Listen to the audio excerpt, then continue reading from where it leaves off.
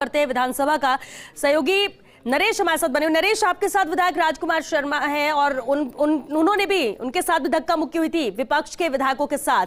क्या कहना है उनका इस पूरे घटनाक्रम को लेकर, जिस तरह से विधानसभा के अंदर हुआ और अभी भी जो धरना जारी है?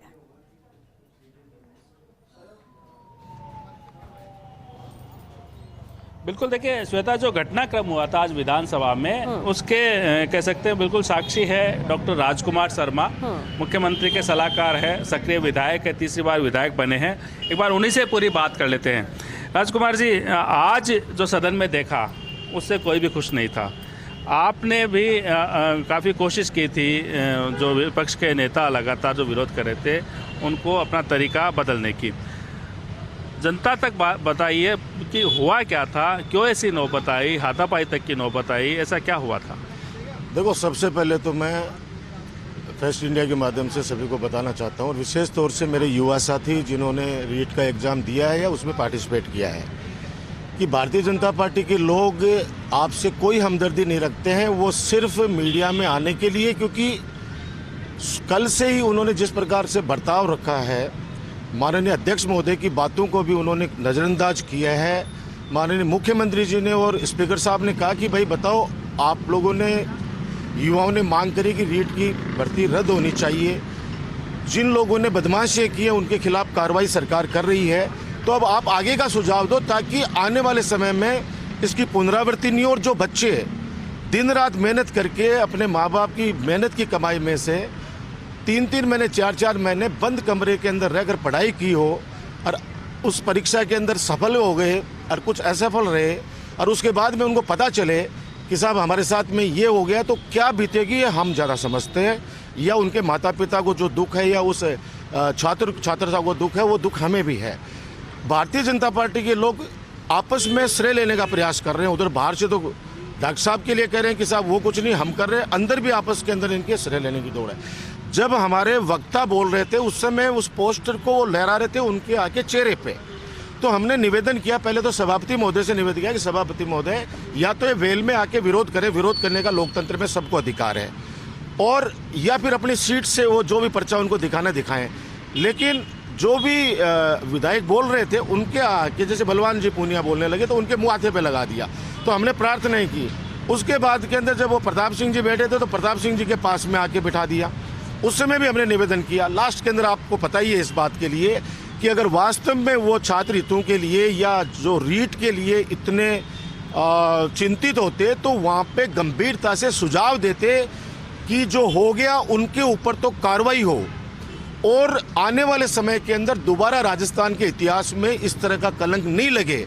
हमारी जिम्मेदारी ज़्यादा इसलिए है कि हम सत्ता में है। राजस्थान की 36 कौम की जनता ने मुख्यमंत्री अशोक गहलोत जी के नेतृत्व में कांग्रेस की सरकार को बनाया है, इसलिए हमें ज़्यादा चिंता है कि आज चारों तरफ जो बदनामी हो रही है, क्या हम लोग गांव से नहीं आते? क्या हमारे आसपास के लड़कों ने, हमारे क्षेत्र के लोगों ने, हमारे जिले के नहीं या राजस्थान के युवा साथियों ने एग्जाम नहीं दिए? हम राजस्थान विश्वविद्यालय छात्र राजनीति से निकले हैं, इसलिए हमें पता है कि एक एग्जाम का पोस्टपोन्ड होना, रद्द होना तो बहुत बड़ी बात है।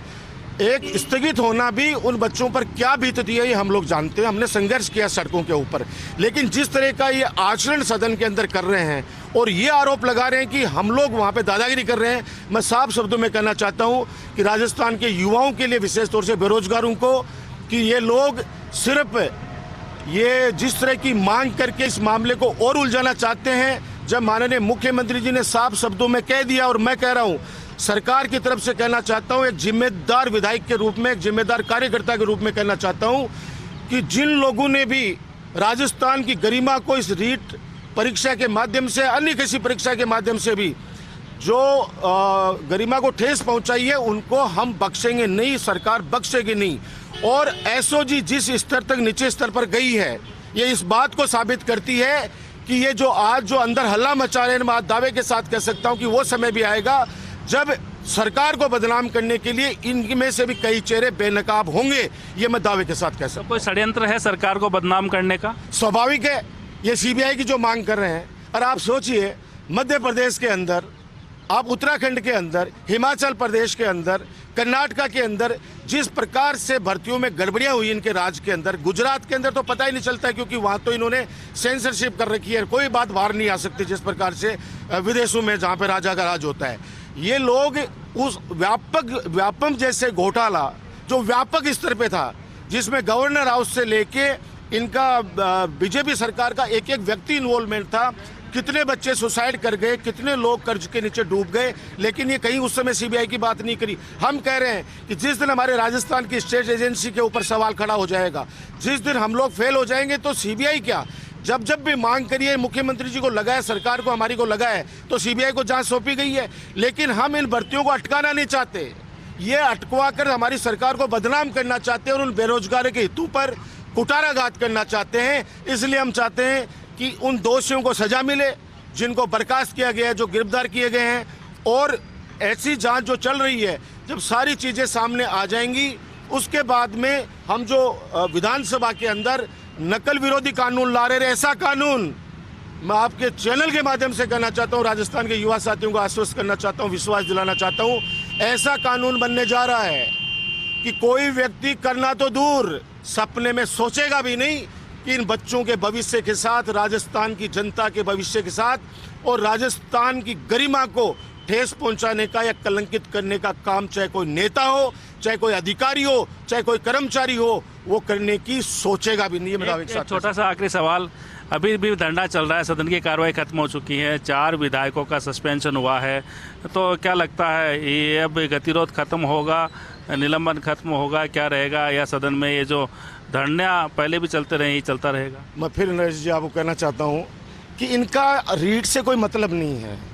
क्या इनके नेताओं के क्या बयान आ रहे हैं? इनके बयान आ रहे हैं कि अब इस मामले में हम सरकार को गिराएंगे। अरे पहले भी आप लोगों ने षड्यंत्र रच लिए।